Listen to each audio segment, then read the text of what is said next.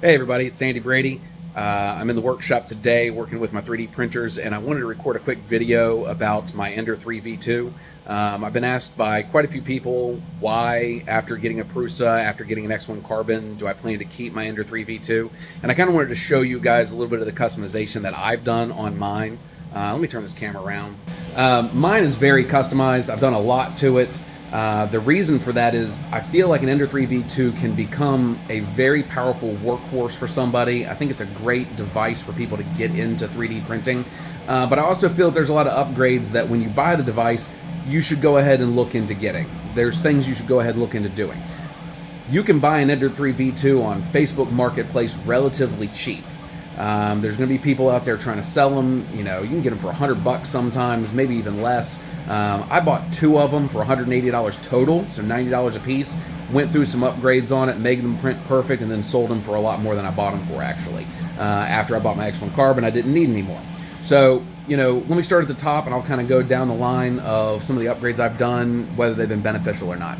So first and foremost, people always print off these filament guides. I found it to be unhelpful. And the reason is I did some stress testing on my printers. I kind of wanted to see how gently do we need to feed the filament into the printer. So what I did is I had filament hooked up on my Prusa, and I ran it up across those nails and then down, not through the feed line, straight into my extruder before I replaced it with a dual extruder, and it printed just fine. It looked wonky, it was a bit silly, but it printed a print perfectly fine at full speed, no issues whatsoever. So, you know, I'm not gonna take this off. It's already been here, I use it, you know, but I wouldn't print another one. Next, we'll go to our dual extruder. So I did replace the extruder with a dual extruder. The reason I did that is because the extruders on an Ender are prone to breaking. The backside that applies the pressure will start to crack, and next thing you know, you'll have failed print after failed print after failed print, and until you actually take it apart, you usually can't even see the crack. So, you know, I recommend going ahead and upgrading either to an all-metal one. I think they're $11 or $12. I went with the all-metal dual extruder. Don't know that it was necessary, don't know that I really got any extra benefits from it, but I don't regret my purchase.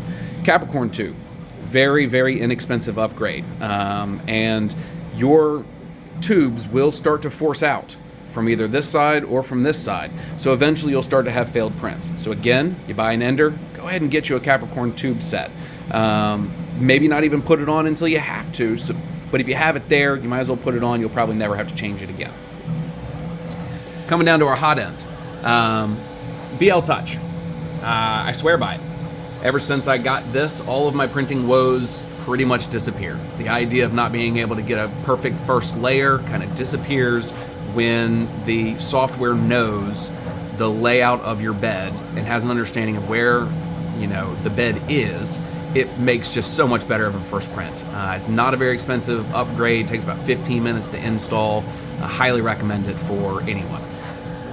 Over here, we got our shroud. I printed a custom shroud from, I think I found it on printables.com. The idea was it got rid of the grid that was in front of the fan, so it also got rid of the high-pitched whine that you get from the fan. It was a quick and easy print, so I don't regret doing it, but when I bought those other two Enders, I did not take the time to do that. I've already unhooked the screws, so I can open this up and show you guys. I have replaced the hot end with the kind that can be changed immediately. Even when it's cold, you can just unscrew this, and you can grab another one of the nozzles, and you can have a change in nozzle diameter pretty quickly. I think that that is a fantastic upgrade to do because most people, they don't change back and forth, they don't experiment. I'll hang that later. They don't experiment with a 0.6 millimeter, a 0.8 millimeter because they don't want to take the time to take the nozzle off, get the new one seated properly. These come on and off so quick and so easy that really it seems like there's no reason not to go ahead and when you're doing a rough draft print or you're doing a vase print and you just want it to be a little thicker, that you can put a much larger nozzle in there. Down here, I pulled the springs out. I think the springs are pretty terrible. I think this bushing set was, I don't know, $10, $12 off of Amazon. I put these bushings in, I tightened it down pretty tight, got the bed level before I started running the auto bed leveling. So I got this kind of set, and as you see, it doesn't really move anymore. It wiggles a little bit, but these bushings really keep it from changing much from print after print. These legs down here, a lot of people, again, are printing things to help keep the printer stable, to keep it from vibrating, to keep issues from happening. These are printed and they have squash balls underneath them. I did not notice a print quality increase whatsoever when I started trying to mitigate the vibrations. I didn't run any crazy tests, but just in my day-to-day printing, I did not notice much of anything. I will say, though, that I do not regret putting them on because I had a much smaller space for my 3D printing at the time, and this extra room down here, I went into Walmart and I bought a tray kitchen organizer. It was a couple dollars, and it slid underneath here, and it basically gave me this huge drawer that would hold all of my tools and all kinds of stuff. So, you know, lifting it up kind of gave me more space.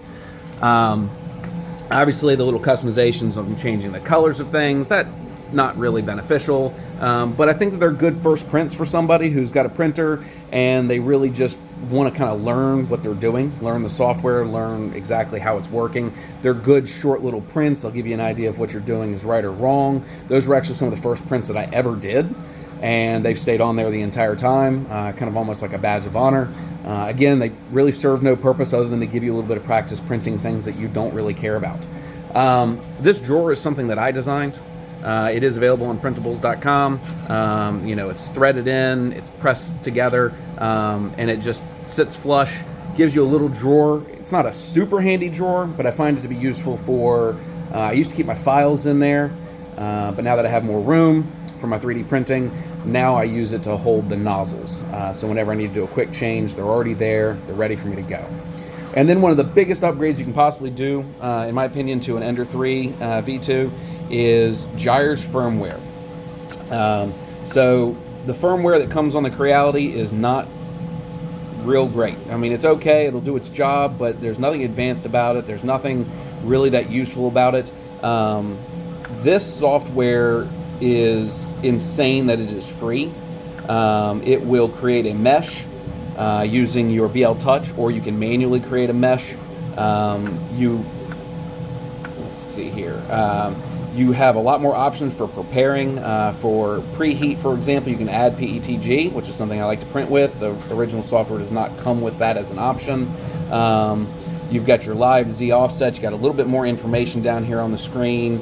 But one of the biggest things about adding it is it accepts more of the Marlin code. So the pause print and the change color commands work with this software. So again, that takes maybe 10-15 minutes to do all of it from start to finish. You put the information on the memory card goes in here, you turn it on, it installs the new software. If you want to change the color and the icons and everything like I did, again, you take the memory card, it actually goes in the back of this. It goes in the back of this, and then it will change the way that it looks as well by changing and upgrading all of the icons. So I think that's pretty much it from start to finish. I know that's a lot of stuff. A lot of stuff to say that somebody should change about their Ender 3 V2, and I don't think it's really necessary that you change all of these things. There are a lot of people out there running a stock Ender 3 V2, and they are perfectly happy with it. But I feel like just some of these upgrades, every single one of them that you do is going to make your life a little bit easier. If I had to choose just two things, it would be the BL Touch, so that you have the leveling, and the free Jyer's firmware. Between those two things, I feel like you could pick up an Ender 3 V2 used on Facebook Marketplace, put that on there, and you'd be good to go. You'd be printing, and you'd be printing well very quickly. So thanks for watching. If you have an Ender 3 V2, I hope you learned something. Hope maybe you got an idea of some of the things that may or may not work, or maybe got some inspiration behind pulling your old Ender 3 V2 back out. Again, like I said, you know, I've got the X1 Carbon. It's printing right now. I like using it because of the multiple colors. It's able to change it very quickly. I love my Prusa. It is a machine. I mean, well, literally and figuratively, it is an amazing machine. But I still come back to my Ender for quite a few prints. There's a lot of things that I will print on this, and I won't be getting rid of it anytime soon. So thanks again, Andy Brady. Like and subscribe if you want to see more of my videos. I'm going to start uploading a lot more stuff about just 3D printing and other things. So thank you so much.